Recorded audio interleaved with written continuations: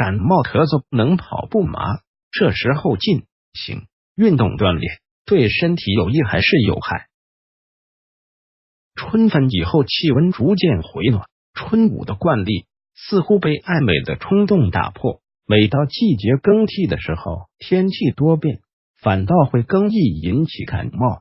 有人认为在感冒后运动可以帮助排毒，利于提高免疫力。Really？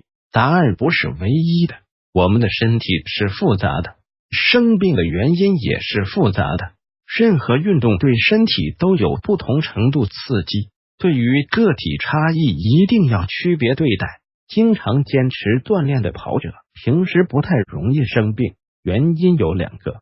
一个原因是新陈代谢加快，有助于全身代谢循环，能有效提高清除体内垃圾的效率。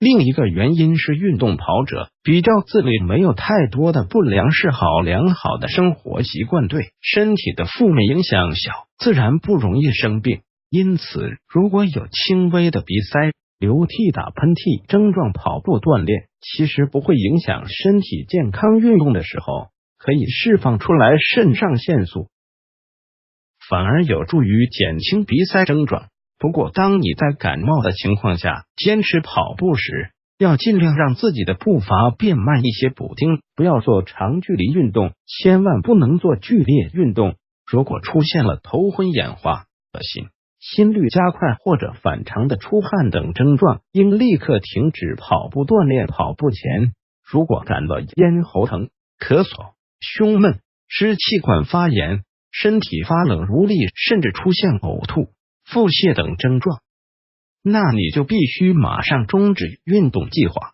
等到病情完全消失后，感觉身体完全康复了，再重新慢慢恢复跑步锻炼，一般在完全康复1到2天后再开始训练。另外，建议感冒后的运动量要减半，科学认知感冒跑步这件事很重要。对于身边有跑步的人来说，你需要知道感冒生病对跑步的影响和原因。感冒后身体的新陈代谢速度会加快，这个时候如果继续从事比较剧烈的活动，体内的热量会增加，代谢速度更快，所消耗的能量会更多。感冒本来就让你的抵抗力降低，病毒在这个时候更容易侵入机体，极端严重的情况下有可能导致心源性猝死。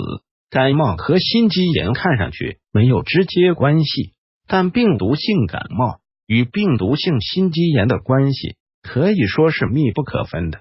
引起感冒的许多病毒，如流感病毒、腺病毒、科萨奇病毒、ECO 病毒，同样会引起心肌炎。这些病毒不仅会攻击人体的上呼吸道，还会攻击心肌细胞。病毒如果侵入心脏，损害心肌，就有可能引起心肌炎。一般症状会出现呼吸困难、胸闷、胸痛，严重的会出现晕厥或休克。不仅如此，感冒病毒还会侵入其他人体器官，侵入肺部就有可能引起肺炎。